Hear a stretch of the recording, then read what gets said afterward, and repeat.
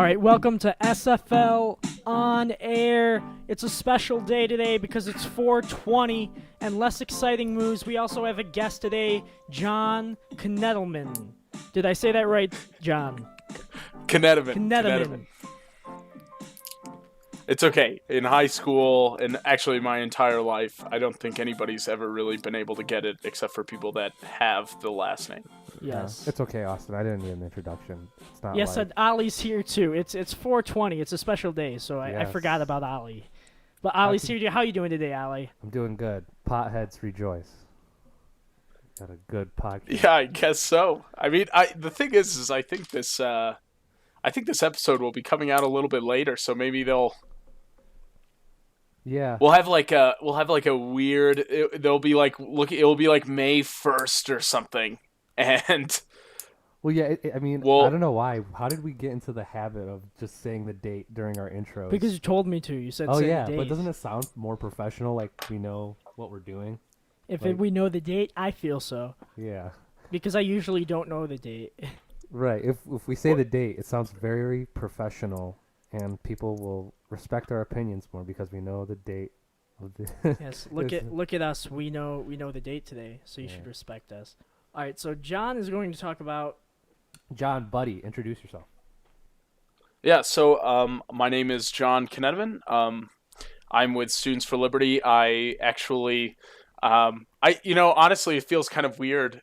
I'm the manager with Austin for SFL on air, and I've been with Students for Liberty for 4 to 5 years as a campus coordinator and then as a North American executive board member.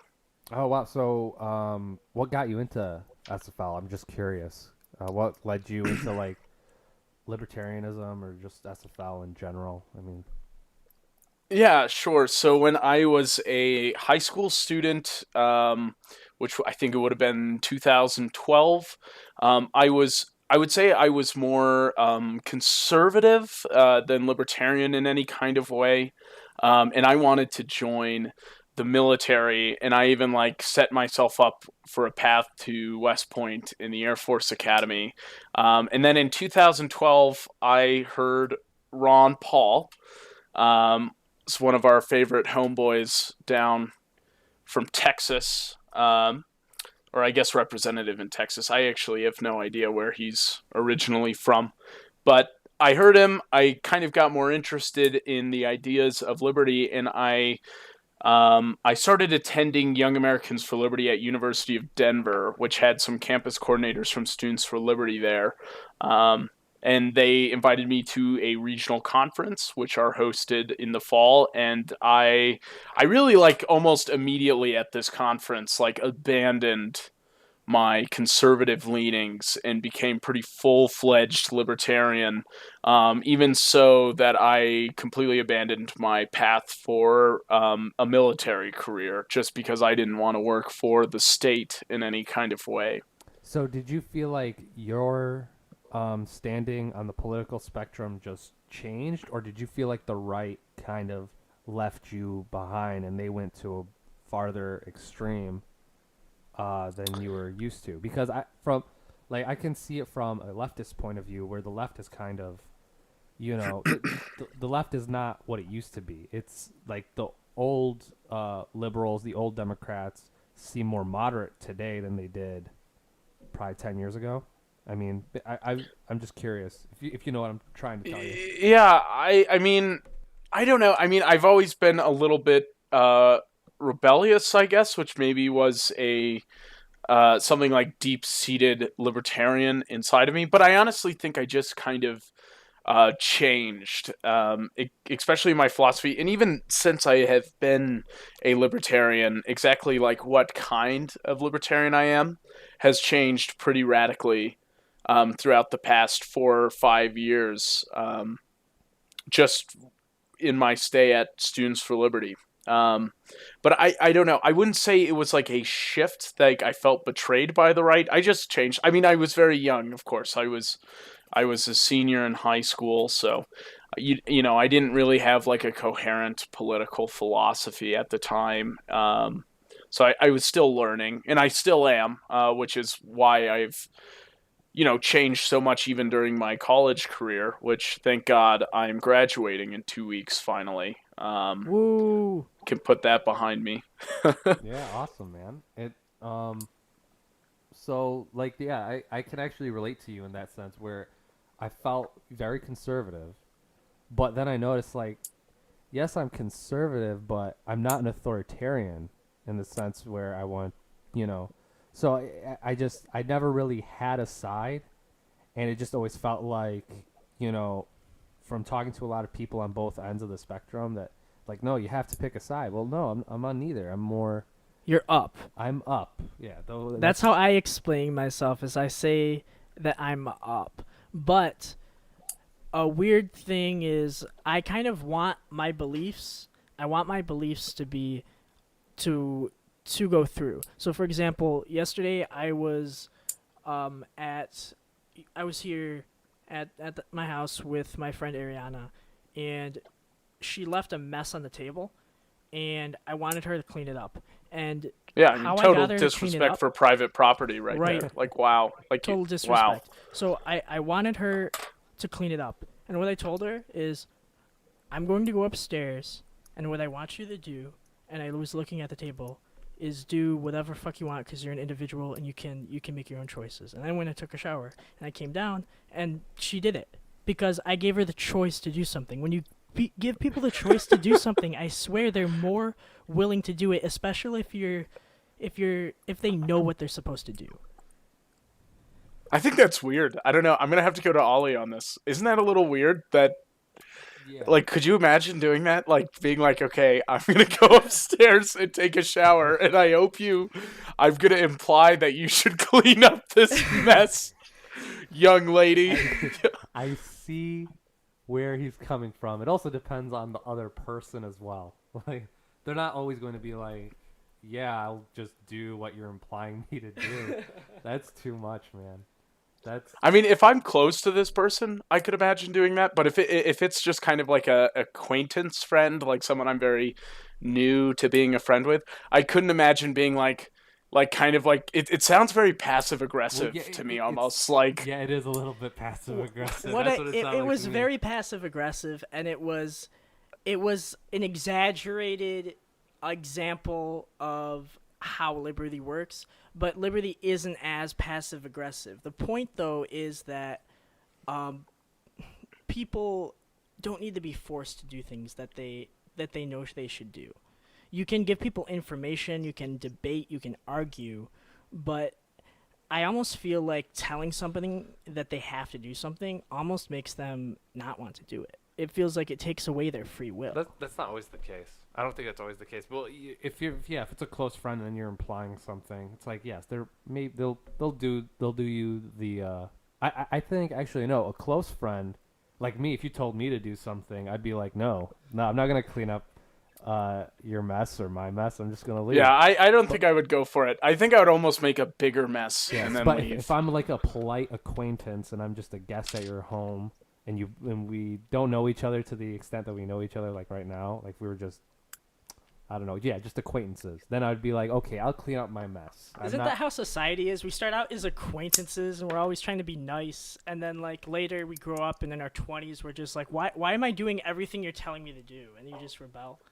Yeah. Well, I think that's a cultural thing. I mean, like in the United States, people are to the max polite to each other. Like it's a little bit scary. Like Oh, so dude. my father's Dutch, and I'm a dual citizen to Holland, and with all the time I've spent in the Netherlands, one of the biggest complaints I hear from Dutch people about Americans is that Americans are too polite, to the point of like fakeness. That they'll like have way too cheeky of a smile, and they'll like if you ask them like, "Hey, what do you think about my shirt today?" Like even if you don't like it, you'll tell them it looks good. But like Dutch people don't do that. Like Dutch people will be like, "That shirt is hideous, and I can't believe you were dumb enough to wear it today." Like they're just like brutally honest. Yeah, that's how I prefer things to be. I think it's more of the American tourists, maybe. I don't know. Maybe I'm wrong. No, Americans are very mean behind people's backs. They're very passive. Oh yeah, I mean, I'm not saying they're like actually nice, but they're like to your face, very polite. Especially like Midwesterners. I live in South Dakota, and the thing is if you go to a restaurant with six South Dakotans and there is one thing left on the plate, say you're sharing an appetizer, that thing will never leave that plate for the next 2 hours because nobody wants to take the last one and appear rude, and it's really obnoxious. Yeah, I think what it is that Americans are probably like super sensitive about everything, and that's what's led to this like over politeness. Maybe I'm wrong, but being from the Midwest, that's how I see it. Yeah, I mean, it could be. I mean, but I want to go back to this passive aggressiveness. I like this idea that libertarianism could be this philosophy of passive aggressiveness. Like, imagine it's just like the government leaving individuals to do what they want, but just because they're being passive aggressive, like, fine, you don't want our help? Let's see how you do. And then they kind of like smirk at you. Well, at least you're giving me the choice. It's like, Yeah. how much does that person's judgment mean to you? In the Yeah, end? I guess there is a type of getting someone to do something that isn't passive aggressive and isn't aggressive. It's just more. What would be the word? Do you know what word I'm getting at? Condescending. No, not condescending, just honesty. Honesty. Okay. Maybe. I think I'm still just in the wrong mindset here. Yeah. No, I'm talking about is there a positive way to get people to do what you want them to do, or I guess what they should do, or Yeah, incentives. Incentives matter. Yeah.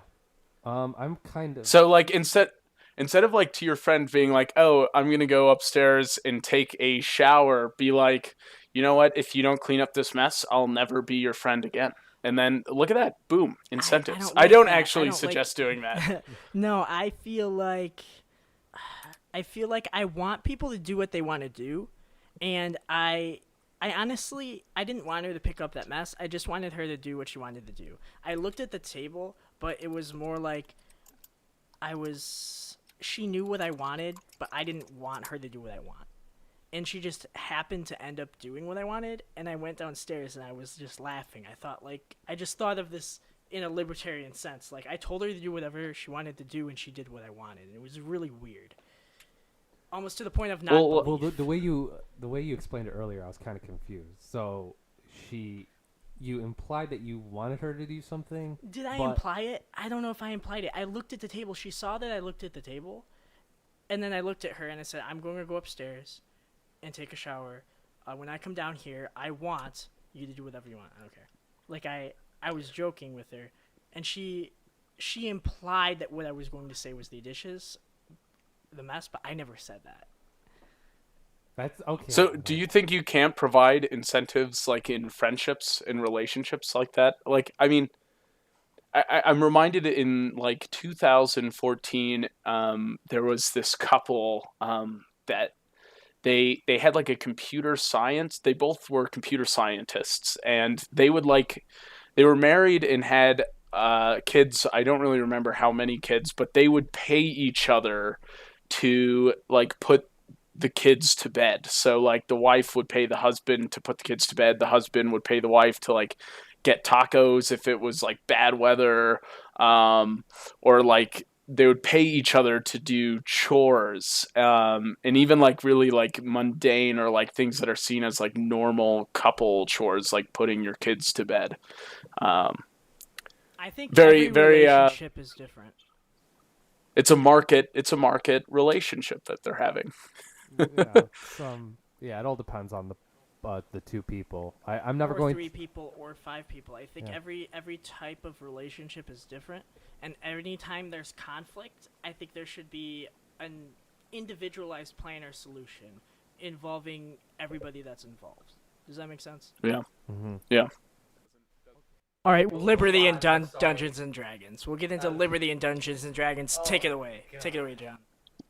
Take it away. All right. Well, I mean, I guess speaking of barbarians, that is a class you can be in Dungeons and Dragons. But I Sounds like a actually very useless class.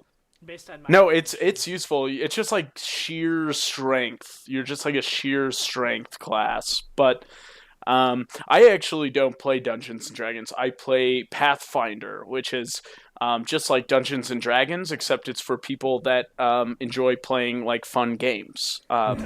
So Yeah, it's like it's definitely a more complicated version of the newest than D&D. Like it's basically D&D 3.5. I mean yeah, that's the yeah. best way to explain it. Uh, But Why like specifically it's 3.5? Is there any meaning because to that number? they carried because D&D I think 4 was such a nightmare that people like quit playing D&D I think. And then what happened was Pathfinder came along from a different company and they were like, "Hey, let's Okay. make D&D 3 but better." You know, we'll Okay. just Okay. and am I right? I mean, I think I'm right. Yeah, oh no, you're absolutely right. But when I play, I actually haven't played as a player in a while, but instead I'm a game master, which creates a lot of conflict for me as a libertarian, um, or I guess as a classical liberal or any kind of liberal. It's kind of odd because um, I don't know, Austin. Are you familiar with like what it is to be a game master? Here's the thing, though: is there's some libertarians that believe in God, and if you believe in God, then God can do whatever He wants, right? There's no. If God came to Earth right now and said, you're all going to do this," it would be fine. So when you're as dungeon master, you're acting as God. You're acting as the God. You have control over it. Yeah, but I'm also like the environment, and I'm also every NPC character, Yes, you're God. and You're and where everything. this gives me, well, yeah, but God is not every human that isn't you in the world, right? So like when you go to the corner store and buy something, you're not buying it from God that is just puppeteering a person behind the counter at a gas station, right? But that's what I do for NPCs. But like it's weird because I do such a good job at it that I almost feel like I would be a great central planner. Like I can central plan just an entire realm of weird magical mystical things in like weird markets and worlds within them, and it's completely believable. And like, why, that's where the contention is as a libertarian. Like, it feels weird directing everything around people and setting it up for them to react to them. Wait, hold on a second. So are you saying when I go to the gas station and there's the man behind the counter? Are you saying like that's an actual person like me or you that's like working there? That's not an NPC. Is that what you're telling me? Yeah, absolutely. It's really Like they mind-boggling work there. stuff. They work at a gas station. Like people, Yeah, yeah. people I like mean, you and and me. and it's hard to think, like, especially like after video games, there's so many NPCs in video games that you you almost have to, like, I have a friend that I work with at IT, um and sometimes I have to remember that he is not an NPC, but honestly I feel like his life goal is to be as much of an NPC as possible, because he just will never say a single thing that is ever like remotely like controversial. It's just kind of like he responds to things and just like goes through general conversation. It's really like living with an NPC. Yeah, I know people who are basically it sounds like like you're playing an RPG in a video game and they have like 3 different responses. I know friends like that just are so bland that yeah, they just respond with like the same 3 statements and it's Do you remember hilarious. that episode of Rick and Morty where the dad is in an alternate universe and he doesn't realize that he is? What does this have to do? My man. My My man. man. Yeah. Oh yeah. Yeah, oh He yeah, I doesn't do remember this realize. He doesn't episode. realize that everyone is around him is an NPC. And sometimes I feel like, what if like I'm like that? Like I'm so stupid that I don't understand that everyone around me is just like messing with me. No, Austin, because Yeah, 420 thoughts with Austin. Austin, when you enter a room, you start talking, you end up saying something that offends somebody else in the room. That's very true. I get attacked on a daily basis. They Like, just see me and they get their pitchforks. it's Yeah, like I have a great example of this. Recently, you said to me, or you just said in general, that Thomas Jefferson was an anarchist and Hamilton was like a statist. Like he was like Precisely. just like Precisely. he was like Stalin in America. Okay, so I want you to explain to me, John, what is the difference between Stalin and the Federal Reserve? Because I don't see the difference. I mean, it's just I mean, like I'm not saying that like Hamilton did not hold like completely liberal values like some of the other founding fathers. I just don't feel comfortable calling him necessarily a statist. He just had like different I mean, like, is Milton Friedman a statist? Because he also believes in a central banking system, but I just don't think Milton Friedman could be considered a statist. He believes in something like the European Union, which is different than the government controlling the bank. Like he never says that he thinks the executive branch should be in charge of the federal bank, which is almost what it's like in the United States right now. Yeah. But I mean I don't need to go into this. I just wanted to give an example of you walking into a room, and I imagine you probably walk into a lot of rooms and go, "Let me tell you about my anarchist Thomas Jefferson." It's not that. It's just that he doesn't notice when other people are like getting bad vibes off him. Like, some people are just, they don't have time for a lot of Austin's nonsense, and then Austin will just spew out nonsense out of his mouth like all day. Like, he'll bring up anarchy at the weirdest times. It's like we'll be talking about like the newest iPhone to come out, and then he starts getting into this conversation about anarchy out of nowhere. Granted, I know he likes talking about stuff like that, and I will go down that conversation. But when we're talking about something way different, that's when people start getting upset. It's like you just sidetracked the entire conversation. People don't take me with a grain of salt. I do, but I mean, not many Should people take you with a grain of salt, in your own opinion? Yes, because the things I say, I think so. Language is a very complicated notion, and this is, I don't want to get into a whole sidetrack. Hold that. But it hold sounds that like thought. we are about to go into Yeah. his whole Hold that sidetrack thought. with it. Going back to when you were talking about being a libertarian dungeon master or game master, where you're the one controlling everybody's, like, how the story might go in a campaign for all these D&D Yeah. players. That's the great thing about D&D is that you're all creating the story together. You can be a very strict game master, but if you are, sometimes it could be to your disadvantage, where it makes the game not as fun because you're controlling every little action. Where it's like when I'm a game master, sometimes I'm like, well, if they're going to go off the beaten path this much, I might as well just let them. Maybe, who knows, they'll come back to where I want them to be. As long as they're having fun, I've found out that Oh that's yeah, the I best mean, way to I do it. don't ever bludgeon my characters to go a specific path. I just give them the illusion that they've chosen a different path. So, like, no matter what direction they go in or choices they choose, the same thing will happen regardless, but they have no idea.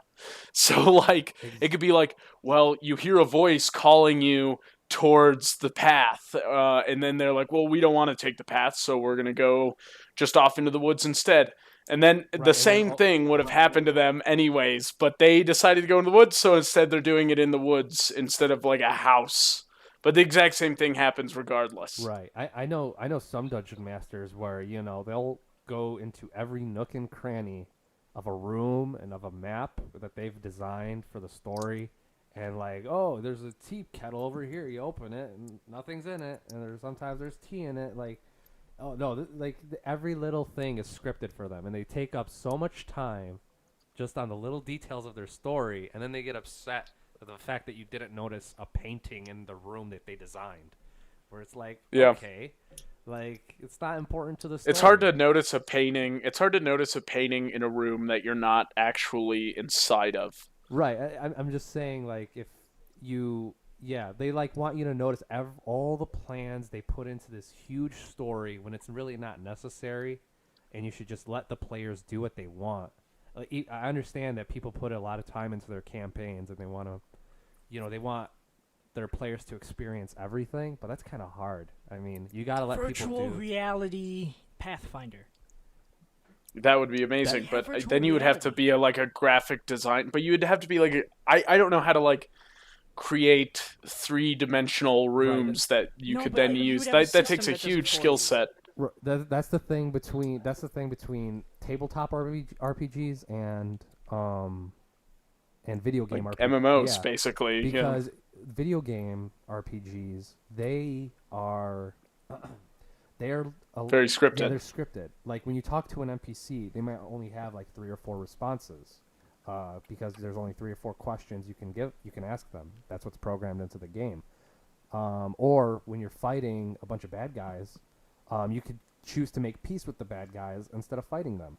You don't have to, unlike the video game version, where you're deciding. Yeah, there's no way you can talk to the orc in the video game version because that's not been programmed in.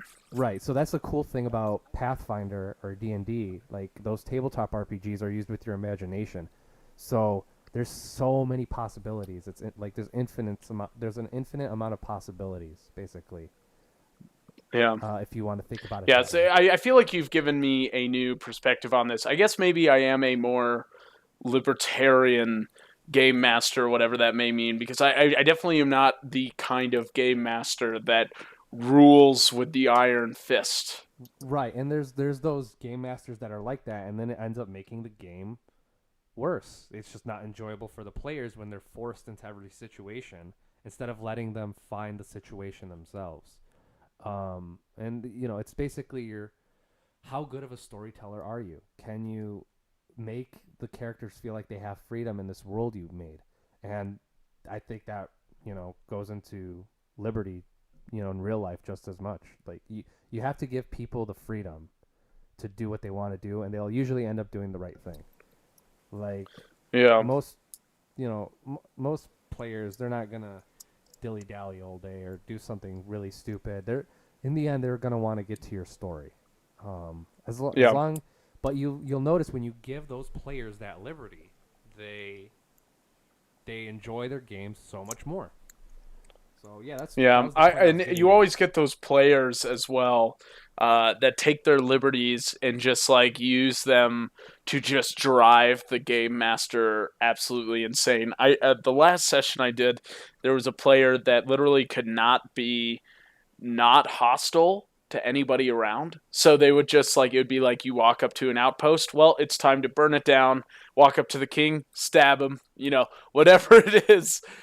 So I basically he got, in the end, the campaign ended because he tried to kill someone and then they ended up dying. Right. He Um, just he decided to destroy your whole story, and he's like, forget it. We're gonna do whatever the hell I feel like doing now. I know what you mean. I think that's what you were going with. yeah. And okay, Austin, I didn't want to take you off what you were saying, but go I know ahead. it's not important now. Oh. But let's get back to. Well, so we were talking about video games and like MMOs, and I guess like in a lot of ways, sometimes when I play video games, or if I am a player in Dungeons and Dragons or Pathfinder, I'm never a libertarian or like classically liberal player. I'm actually most of the time like incredibly authoritarian. So, for example, like, have you ever played any of the Sid Meier Civilization Yeah. games? Yes. Yeah, I mean, the freedom option culture track in that game is so awful and boring. Like, there's no way to not go for the communism or fascism track just because the freedom one is just like yawn worthy, and it's also more fun just to like build up your cities huge with the communist tract, or like to just go like utter weird military with the fascism. You can get like your robot tanks or whatever. Yeah, I did feel a little bit of that. I think they've improved on it a little bit from the previous games. but I could be wrong. I haven't played too much of the new Civ, but from what I did play, I liked it a lot. I felt like everything. You take the Gandhi path more often than not. I usually end up taking the religion path, where I find it fun to. It's the hard, like before in the game wasn't programmed well enough to where religion was. You could be dominant in the religious path. Like you usually ended up winning through commerce or through military, and they've actually improved the games enough to where I feel like if you wanted to win through culture or through science or religion, you can do it. Jordan Peterson has, I don't know, I kind of think of Jordan Peterson and Sam Harris as Jordan Peterson is playing Civ and he wants to take the religious path, and Sam Harris wants to take the science path. Basically, that's exactly what it is. They're playing a game of Civ and they want to know which one is better, but I feel like both of them are probably viable. In a nutshell, that when I hear both of them speak, that's what I think. I always just think, oh yeah, what is in Civ terms? How is this relatable to my life? Like, I don't. Yeah. Do you do that normally when you listen to like politics? So like, who is the Donald Trump of civilization? Oh. I actually think I have the answer to this. It's Gandhi in Civ 5. How? Yes. It's well, okay, so Gandhi in Civ 5, they programmed him wrong. So in aggressiveness, you can they programmed their bots to be 1 through 10, but they forgot that that's how they programmed the peacefulness or aggressiveness, so 10 being most aggressive, 1 being least aggressive. So they put him as a 0, forgetting that that wasn't within its limits. And then that made him go overkill like all the way to 10, which none of the other AI were for normal programming. So because of that, he was the most aggressive and disgustingly mean leader in Civ 5. And at any point when Gandhi got nuclear weapons in the game, it was just absolutely, it was horrifying. Like, you knew that you were about to have fallout in your civilization because Gandhi just finished the Manhattan Project. That's so funny. Just Gandhi with nukes. Oh my god. Like, who?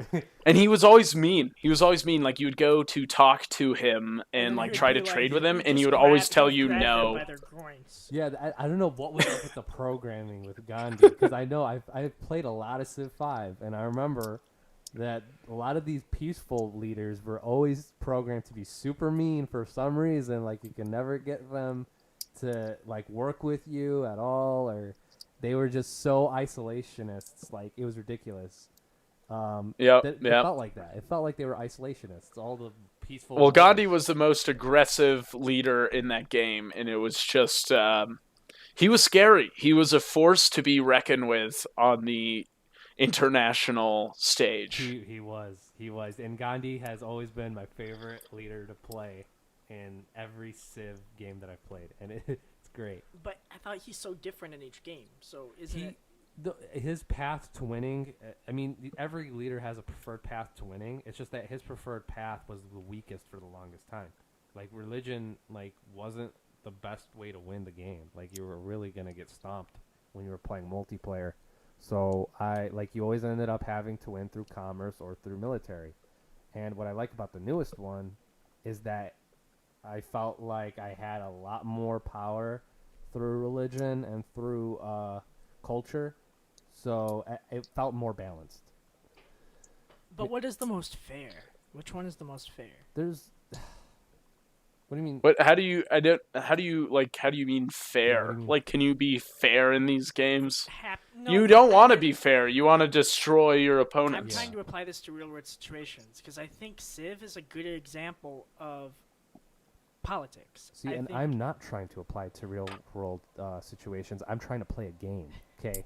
But no, go ahead with what you were saying. I'm sorry, I didn't hear it. Yeah, it's like people's political opinions are basically kind of like Civ, and they're all going towards the same goal. They all want to reach a point where it's like, okay, everybody's happy, everyone believes the same thing. We're all in. Well, I my goal in Civ 5 is to have all the other nations' cities burned to the ground. So I hope that is not the goal of any like if that's everybody's goal in the real world international politics, we're about to have like a very scary world. But in the Yeah. end, though, your end goal is everybody. There's nobody else to kill. There's no more killing because you've all killed everyone else that you don't like. There's only people. Well, I mean, and then you have like a global government, and I mean, I don't know. Right. I agree that like you can learn a lot from Civ 5 in the Civilization games, but it's just it's hard to make a direct analogy in any kind of way. Yeah, like my little cousin, I gave him a copy, I think it was of Civ 5, and he really got into politics through that game. Like he wanted to learn more about politics, so I was teaching him a little bit about, libertarianism, about what's the difference between right and left. I wasn't like, shoving my opinions down his throat, because that's really annoying for any little kid to hear all the time. Just, somebody just telling them how they should think. So I was just, laying out our political landscape a little bit, because he was really interested in, how does this game apply to my, to his real life. And there are some ways. And I like, I do like how it's it does make people more politically aware, I think. I was talking to my girlfriend the other day, and she was telling me that at her school they offered a foreign like international studies class, where all they did was play Civ 5, which all I could think of when I heard that is like, this is the degradation and fall of the American university right here. About? What are you talking about? I have the exact opposite opinion. I just had. Oh, really? We're at the pinnacle of education. No, when I hear that, I'm like, that's what I do like in my free time to like pass however many hours. Like, okay, realistically, a Civ game lasts like 20 hours long, so like it's just like a way for me to drain 20 hours and then regret it afterwards. But like, when I play, it only lasts like 2 hours, but I also lose every single. Do you ever? How do you finish a game in 2 hours? Yeah. This game is the just longest suck game. really badly. I lose very badly. Yeah. Okay. Everything I end up doing backfires in my face. Turn the setting down a little bit. Let's turn the dial down. Let's I'm go to like, easy mode, buddy. I'm trying to be nice with you people. I'm trying to get along and have everyone get along and everybody be nice, but you just keep killing all of my people. You can't do that in the old Civ. But maybe that's very nice. I write like very persuasive letters like, you should not be killing all of my people. That's not very nice. Could we come to some other type of conclusion rather than killing every one of my people? But see, that's why I also think it's a dumb way to teach a lesson, because I mean, it basically is saying, if you're teaching international politics through Civilization 5, you're essentially teaching that like peace is not a viable option, and like it's not even possible, because we're all just like playing this game for the world, and for some odd reason people act in the real world exactly how AIs act in a programmed game that's meant for like military domination. It's true, people basically act like AI. That's how they act. Oh, we're back to the NPC. That's how people act, and it's weird to me.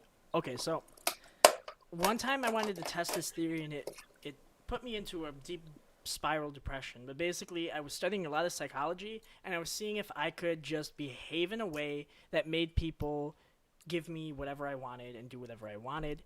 And not for everybody, not for people that thought like very analytically and introspectively, but you'd be surprised at just how many people just did exactly what I wanted because I was able to manipulate them.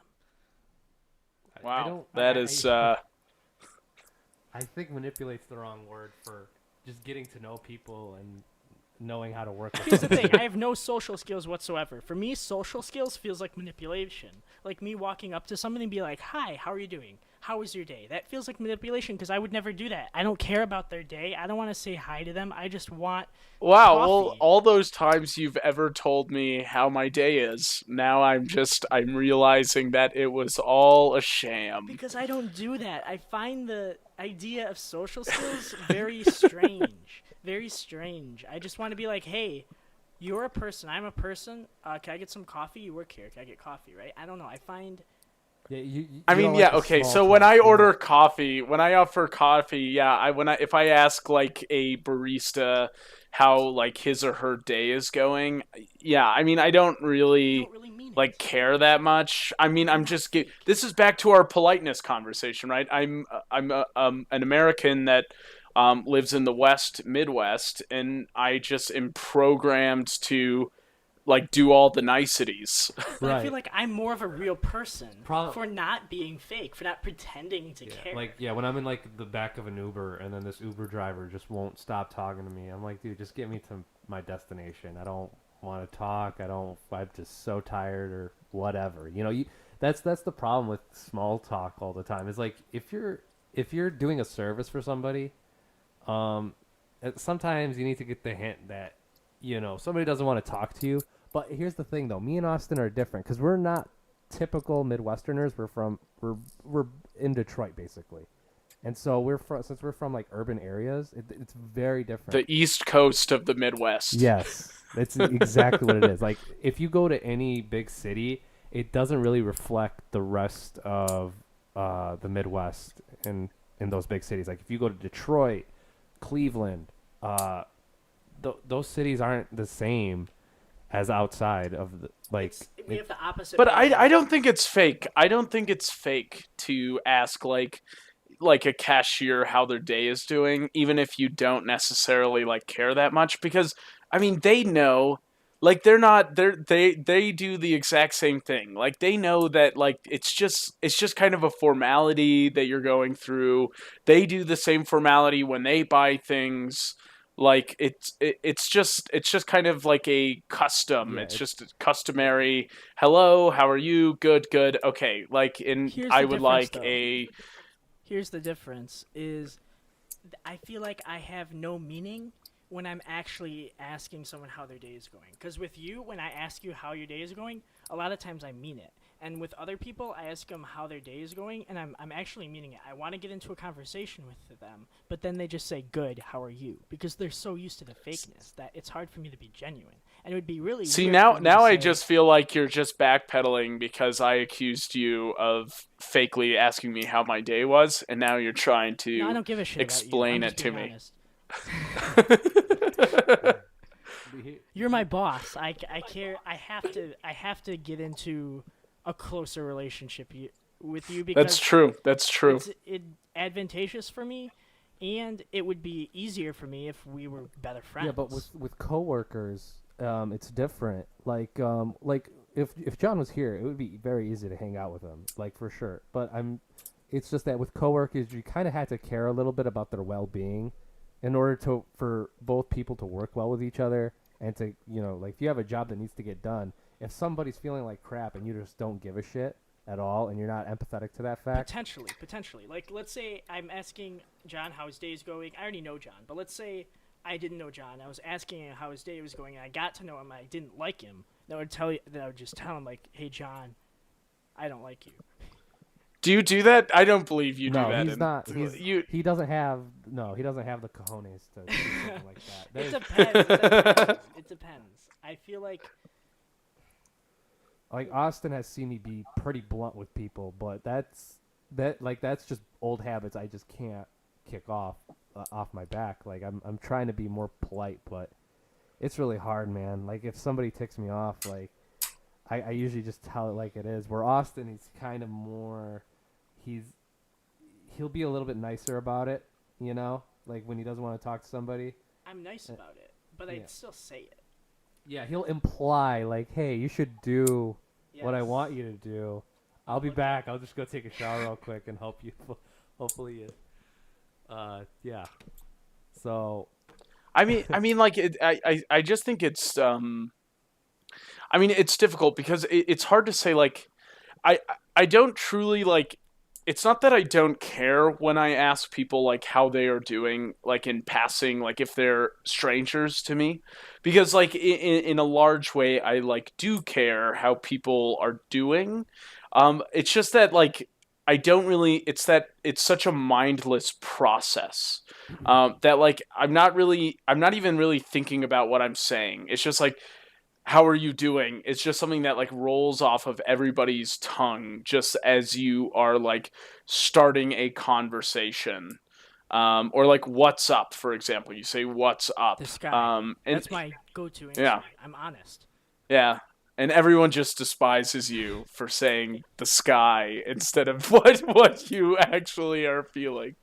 Yeah, like I remember like growing up in Detroit, small talk wasn't as customary because you never know like who your neighbors are really. Like you never really get to know them. You don't know what they're You up treat to. them with respect. You don't go up to them and starting a conversation Right. with them. Who are you to start a Right. conversation with me? I don't know you. Leave me alone. When You're respectful for them.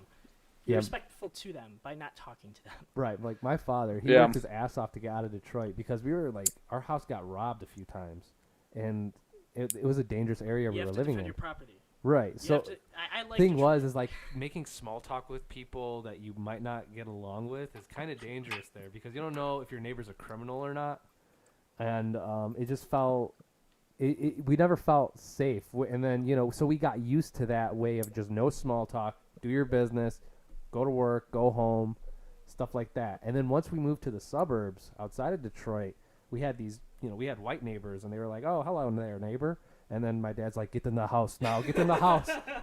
What do they want? So,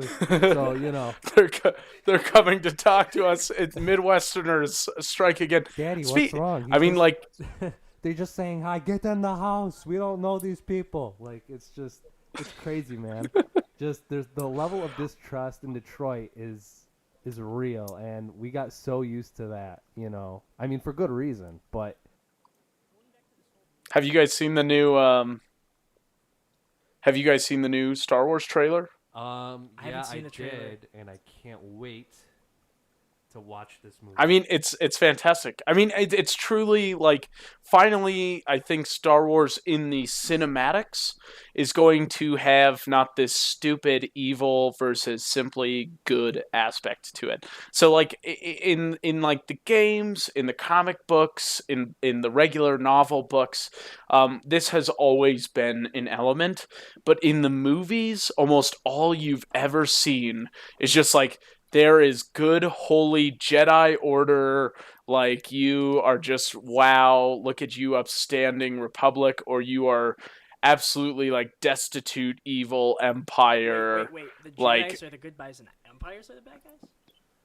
well, I mean to some degree. I mean, I've never really like thought that the Jedi's were particularly good in any kind of way. I mean the Jedi really like gave rise to the possibility of there being an empire just because of their like really ridiculous codes that they had, and just like their full faith in government in the republic and them just becoming generals of war. Like the empire would have never happened to its extent, if it weren't for like the Jedi's like what I would perceive as like evil practices. Hey, John, do you know Anakin's least favorite game?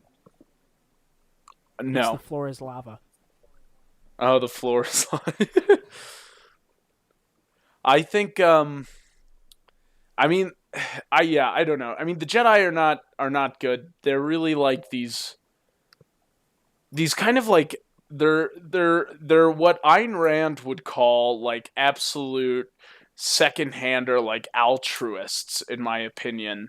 And then I'll agree with that. the Sith are just like these maniacally like sociopathic like endeavors that like seek power, and like just to put it in like I guess in objectivist context, just because I already brought up Ayn Rand, like both the Sith and the Jedi would be both very evil in Ayn Rand's eyes, just because they both like do not focus on themselves as individuals, but instead on like power or like this weird element of space altruism.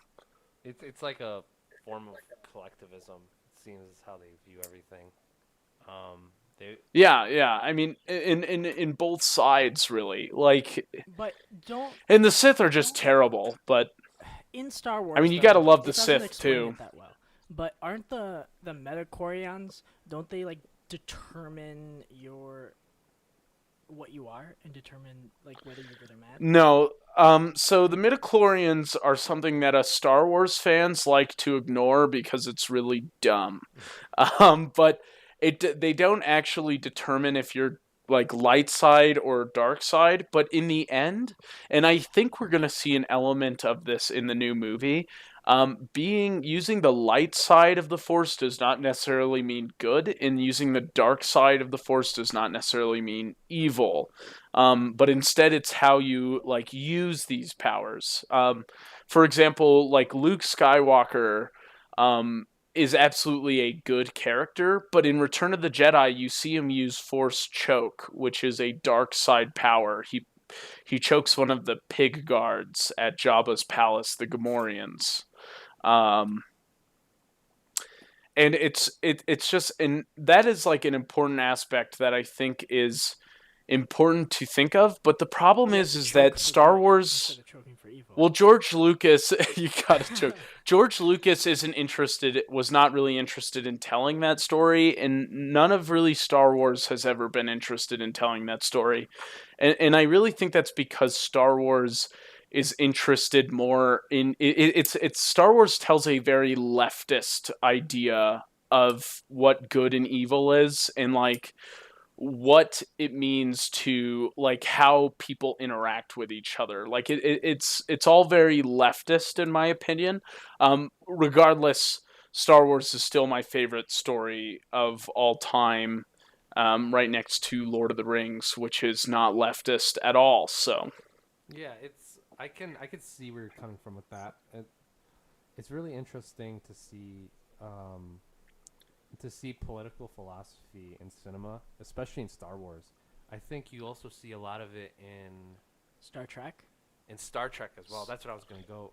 yeah, absolutely. I mean, both Star Trek and Star Wars both have those like leftist What elements. leftist element? Where in Star Trek? Star Trek is a Well, I mean, with Star libertarian Trek, they philosophy, live, in of my course, in opinion. this like post scarcity world. And since they live in this post scarcity world, they basically have like space socialism. When it comes to Star Wars, they don't have that, Is it but they have socialism this though? element of relativism that is very like that is very important in like Marxism and like different leftist philosophies. So Mhm. Kirk Um, disobeys the rules all the time, and there's always an individualistic approach to how he does that. Yeah, but it goes but against the grain of the entire like civilization. I think they have a global government. I could be wrong. I'm But they such a don't bad kill Trekkie, him though. but They look at his case individualistically. That's true, but I think like you should be careful with like looking at like surface stories and look at the whole story. So like libertarians like to always claim Star Wars, but like why? Like just because you fight a government doesn't mean you're libertarian. So like Alex Jones is anti-government, but like and even if he calls himself a libertarian, that doesn't mean he is. Well, Like yeah, I would he argue that one of the fundamental aspects of libertarianism is the understanding of interdimensional child molestation. And he I guess I mean I mean and I could put it at a different example. So like in Star Wars, just because they are fighting the Empire doesn't mean they're libertarian. So like just because just because the communists in the Soviet Union helped defeat the Nazis like that were like absolutely fascists, you know, that doesn't mean the communists were libertarian just because they were anti Nazi government. R- Or like just because Fidel Castro fought like a current government figure does not mean he was a libertarian. Just because the rebels are fighting the empire does not mean that they are libertarian. It's kind of funny. It's like how there's a lot of Democrats now that want states' rights since Trump got into the office, and so it's like, well, you're all about the federal government, and now you're talking about states' rights all of a sudden because Trump's in office. Yeah, It's and like that's just a problem with being like partisan versus being like somebody of ideas and philosophy. So like partisans every 4 or 8 years will always switch their positions, but the person that is of actual philosophy, whether they're libertarian, leftist, or like of true conservative philosophy, which to be honest, that most later one I think is the most rare out of the three, like will not have this weird shift just because partisan power is changing. Yeah. Yeah, it's strange to me, how we've gotten to a point where just people there's no principle between I'm bringing it back to real life where there's no principle between either side of the aisle. It's just whatever is good for them. It's not like how if with libertarianism there's principles that they don't that they hold strong. But there's libertarian partisans for sure as well. Like there's libertarians that go off of like principles and philosophy and do the same thing that Republicans and Democrats do. And it's unfortunate, but I mean it's just like there's no way you can cure this. I want a free market of philosophical ideas. I don't want an authoritative of ideas. Like if 90% of the population was just murdering everyone, I don't think government force would be the way to stop that. Unless you killed. I don't know. I slavery. can't. How That's did just slavery? 90. Kill half of the population. Wait. Which was with government, but I think like I can't really imagine a situation where like 90% of the population would then be killed. I don't understand with issues like. I don't think it's necessarily just the people and the government. It's just how the environment is in the current political landscape, where everybody's worried about re-election. They're worried about campaign funding. So they'll say whatever it takes to get reelected. But, so philosophically speaking, I used to be against eating animals until I started listening to Jordan Peterson, who like changed my mind on almost everything. But I used to be against it. Or you could just talk to a hunter, and they'll tell you of how important conservation is and how important hunting animals is to the environment. Or you could say the same thing about abortion, and if someone was anti-abortion, they would have an argument against it. Abortion. Okay, we can get into that discussion about how abortion is not conservation. Okay. But here's the thing, though, is with abortion and with, I'm not taking a stance on either of them.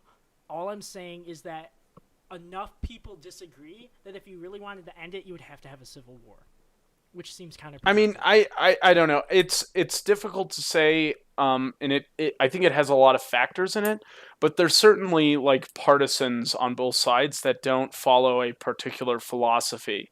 And just to rope this back into our original Star Wars conversation, I mean, you can say that like the Jedi and the Sith are more like partisans, if anything. So the Jedi have a set of principles, but they end up veering away from them by becoming generals in a military, and then like fighting a war, just for the sake of destroying the Confederate independent systems, which is under the faction of, I mean, essentially the quote-unquote opposing party, which is the Sith.